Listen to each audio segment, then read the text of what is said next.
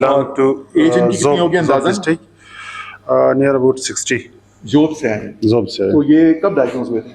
ये I think ये 2002 या 3 में 2002 या 3 में, 20 साल से ऊपर हो गया। तो ये ट्रीटमेंट ले चुके नहीं हैं? सॉरी 23 2 साल पहले ट्रीटमेंट ले चुके हैं या ले रहे हैं? ट्रीटमेंट ले चुके हैं और इसकी ट्रीटमेंट कंप्लीट हुई तो दोबारा ये रिएक्शन में चले गए। तो अब कब आए दोबारा आपके पास? अभी तकरीबन 2 महीने पहले।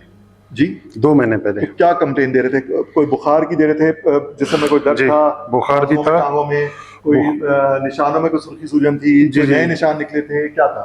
जी जी, इसको टेम्परेचर भी था, पेन भी था और नए लीजन न्यूड्यूल्स अपीयर हो गए इसके जिस्म। तो फिर अगर नोड्यूल्स है तो फिर शायद एरिथेमा नोडोसम होगा। जी। और वो जैसे मैंने कहा कि बिफोर नखलस ट्रीटमेंट भी हो सकता है, ड्यूरिंग ट्रीटमेंट भी हो सकता है, आफ्टर डिस्चार्ज फ्रॉम ट्रीटमेंट भी हो सकता है। और क्योंकि इसमें एंटीजन एंटीबॉडी जो रिएक्शंस है वो एंटीजन इंड्यूस होते हैं। तो अगर आप ट्रीटमेंट नहीं भी दे रहे तो बॉडी में एंटीजन तो रिलीज हो रहे हैं, तो वो ट्रीटमेंट से पहले अगर आपने ट्रीटमेंट स्टार्ट कर दिया, रिफैक्सन दे रहे हैं, बैक्टीरियासाइडल है, एंटीजन और रिलीज होंगे, तो फिर और रिएक्शंस और ट्रीटमेंट आप खत्म हो गया तो चले अंदाजन कोई यकीन से तो नहीं कर सकते कि हम सारे वेस्टाइन खत्म हो गए और बॉडी से हो सकते हैं वो स्किन में और खासकर नर्व्स में जहाँ पे नर्व्स पेनिट्रेशन की अच्छी नहीं है, तो वो बाद में जाके रिएक्शन। लेकिन ये कि एंटीजन एंटीबॉडी कॉम्प्लेक्सेस तो रहेंगे बॉडी में, वो पर उसकी मेरे और आपके पास कोई गारंटी नहीं है कितने महीने कितने साल। तो patients can keep coming with reactions several years after treatment, 2 साल 3 साल। इसीलिए WHO का एक रफ वो है गाइडलाइन कि आप पॉसिबल केसेस को ट्रीटमेंट खत्म होने के 2 साल तक एनुअली रीएग्जामिन करें और उनको बता दें कि भाई अगर ऐसी कोई चीज हो रिएक्शन वाली तो आपके पास आए, ताकि वो निगलेक्ट ना हो। और मल्टीपल केसेस को आफ्टर डिस्चार्ज फ्रॉम ट्रीटमेंट 5 साल तक आप एग्जामिन करें एवरी ईयर रिएक्शन के लिए, रिलैक्स करें। और बाद में भी उनको बता दें कि अगर कुछ हो, बाद में पेशेंट 10 साल के बाद आ सकता है रिएक्शन या रिलैक्स। तो रिलैक्स में तो ये होगा कि नए लीजन निकलेंगे और स्किन ज़्यादा पॉजिटिव होंगे, रिएक्शन में एग्जिस्टिंग लीजन में चेंजेस होंगी और स्किन स्मीयर में आमतौर पर वगैरह। अब इस पेशेंट को अगर हम देखें तो बाबा आप ये कपड़ा हटाना उर्दू आता है? पश्तो पश्तो ये हैंड्स पे का द्वाड़ा समय उच्चतेगा the द्वाड़ा समय उच्चतेगा हाँ। और the लड़का द रुमाल अफगुरा। इनको जो है ये ट्रीटेड केस है, तो इनको शुरू में जैसे मैंने कहा कि ईयर की इन्वॉल्वमेंट हुई होगी तो इनको इन्फिल्ट्रेशन हुई होगी over the pin and ear lobe. अब जो है वो ट्रीटमेंट ले चुके हैं तो इन्फिल्ट्रेशन सबसाइड हो गई है, तो इनको रिंकलिंग हो गई है ईयर लोब पे। This presentation is called hanging year lobes. तो ये लेप्रोमेटस की प्रेजेंटेशन है, wrinkled skin of the ear lobe, तो वो हैंगिंग ईयर लोब्स का अपीयरेंस। मुंह दर करिए, अफगुरा अफा नोरा अल्लाह लगा, मुझे लग रहा है इनकी ग्रेट ऑर्कुलर इलाज है।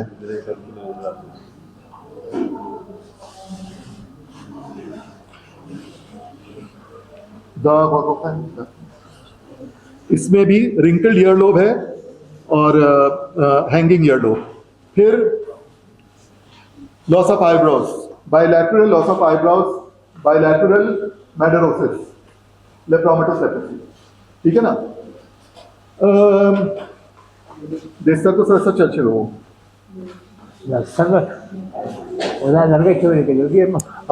ट्रॉमा की तो वो शायद लेप्रोसी से रिलेटेड ना हो, लेकिन अब इस वक्त हमारे पास टाइम नहीं है। अगर हम डिटेल हिस्ट्री लें तो क्या पता ट्राइजेमिनल नर्व की इन्वॉल्वमेंट हो, एनेस्थीसिया हो और उसकी वजह से ट्रॉमा हुआ हो, लेकिन अभी इस वक्त हमारे पास टाइम नहीं है इतनी लंबी हिस्ट्री लेने का। लाजा से इनको भी थोड़े से इनके लाइंस ऑफ एक्सप्रेशन थोड़े था।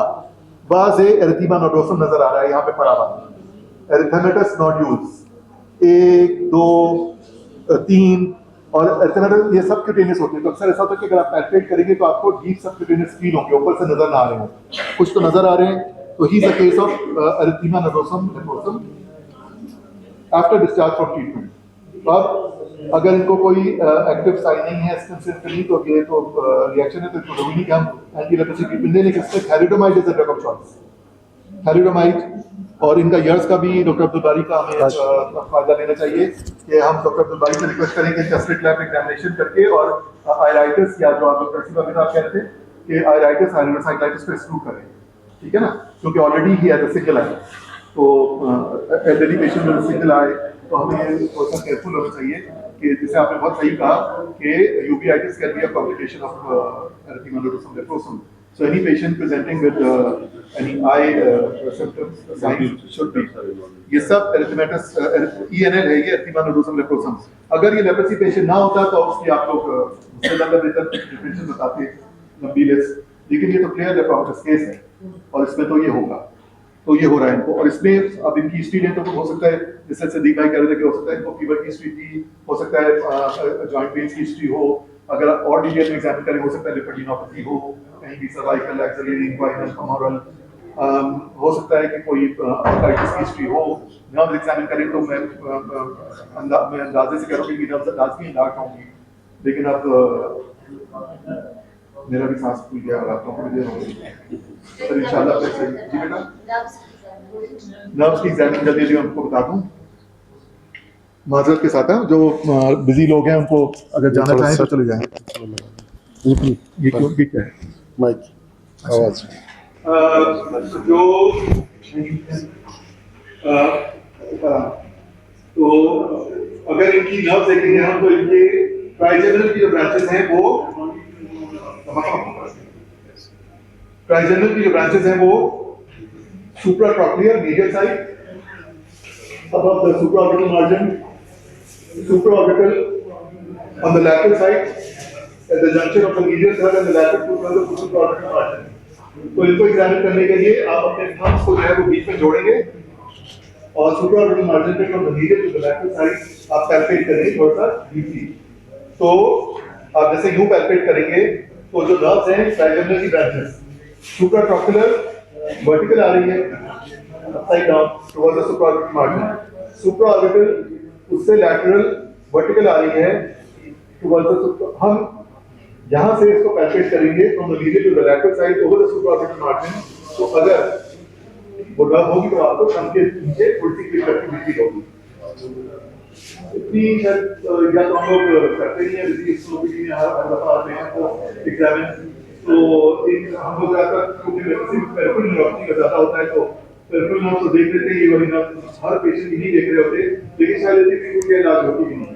अगर फोरेट में कोई लीजन है कोई ब्लॉक वगैरह तो फिर चांसेस होते हैं, लेकिन एग्जामिनेशन पॉइंट ऑफ व्यू से क्योंकि एग्जामिनर कहते हैं तो इंट्राऑर्बिटल मार्जिन वो जो है ना वो भी ट्राइजेमिनल की तो वो भी वर्टिकली आएगी in the middle of the intraorbital margin.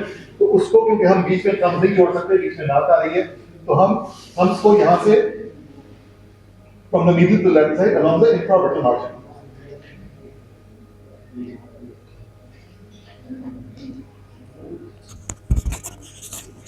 तो वो भी वर्टिकल आ रही है, तो उसको आप फील करिए। ये तीन नर्व्स हो गई ट्राइजेमिनल के ब्रांचेस, फेशियल पैल्पेट होगी नहीं, तो उसकी मैंने आपको बता दिया मार्जिन तो मुझे समझ में आ रहा था कि सिर्फ zygomatic branch over the zygomatic bone, वो शायद फील नहीं होगी, पैल्पेट नहीं होगी, लेकिन अगर वो होगी तो फिर फेशियल को चेक करने के लिए आप अच्छा ट्राइजेमिनल को चेक करने के लिए आप कॉर्नियल एनेस्थीसिया चेक कर सकते हैं with the waste of cotton wool. हम लोग नॉट करते हैं एग्जाम में आपको एग्जामिनर कहते हैं। और सर्गेपटिका परामा, ये हम फेशियल नर्व की इन्वॉल्वमेंट देख रहे हैं कि अगर फेशियल नर्व इन्वॉल्व होगी तो ऑर्बिकुलरिस ओकुला जो वो वीक होगी, अर्ली वीकनेस। तो पहले आप पेशेंट को जेंटली क्लोज करवाएं आईज, अगर आप एकदम से जोर से कहेंगे तो अर्ली वीकनेस आप मिस कर देंगे, ठीक है ना। तो पहले जेंटली क्लोज करवाएं फिर बाय फोर्स करवाएं। उस पजोरे पटिका पजोरे हाँ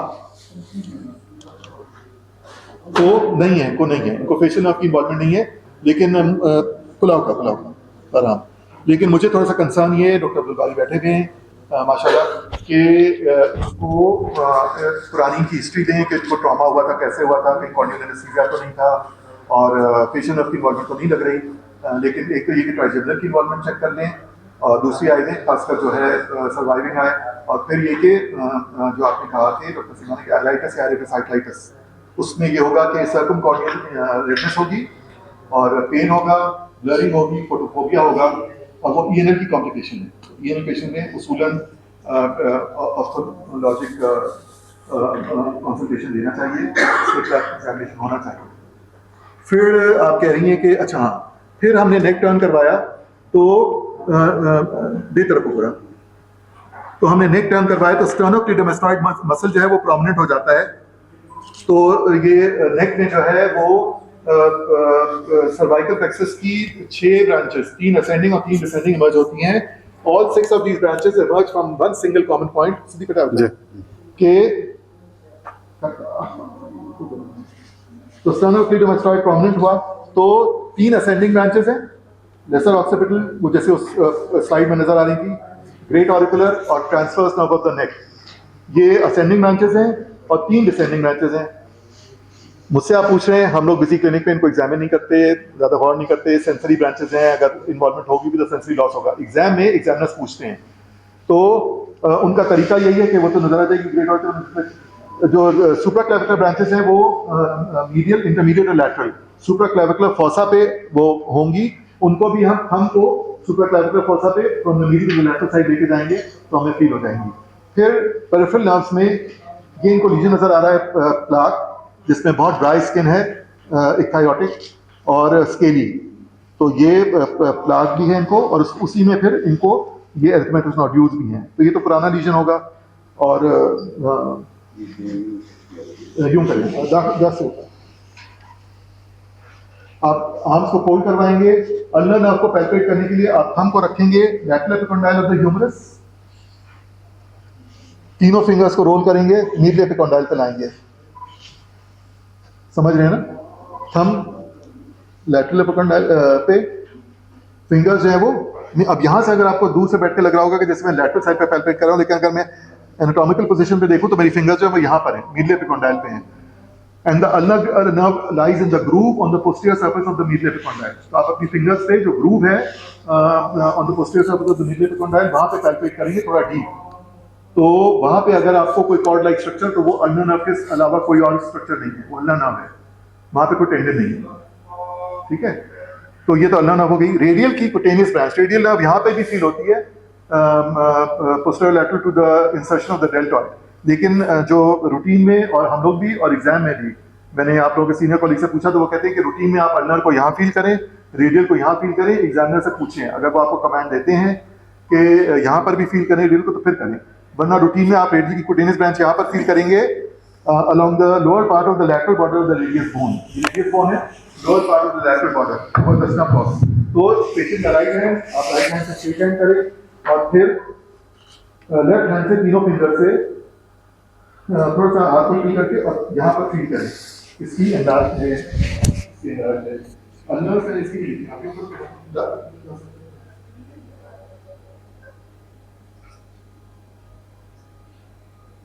इसकी अल्नर राइट लग रही है मुझे, आकाश लेफ्ट भी लग रही, राइट ज्यादा लग रही है, और इसकी राइट रेडिकुलेनिस भी लग रही है। लेफ्ट पे ही left hand, we shake the left hand with the left hand, और राइट हैंड से फिर हम यहाँ पर lower part of the lateral border of the radius bone towards the snuff box,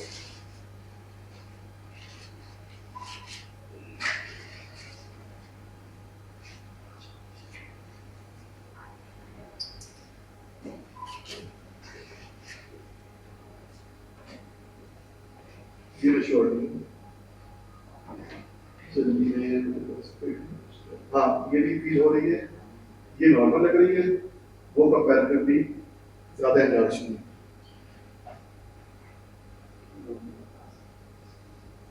हाँ ये भी नॉर्मल है, राइट अंदर से लेफ्ट की अंदाज है, लेकिन नॉर्मली अंदाज होती है।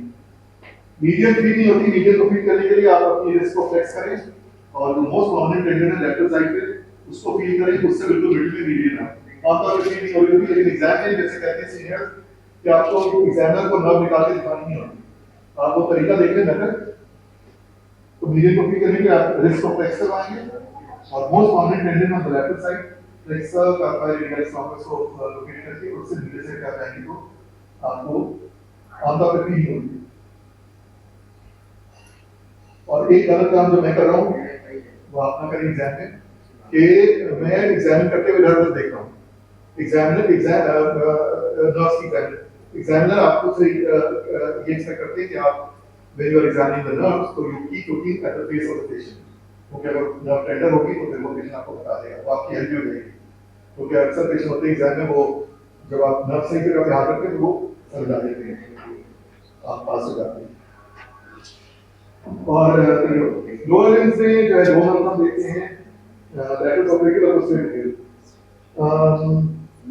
डॉक्टर सलवार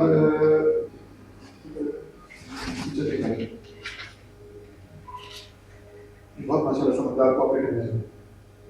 सप्लाई का तो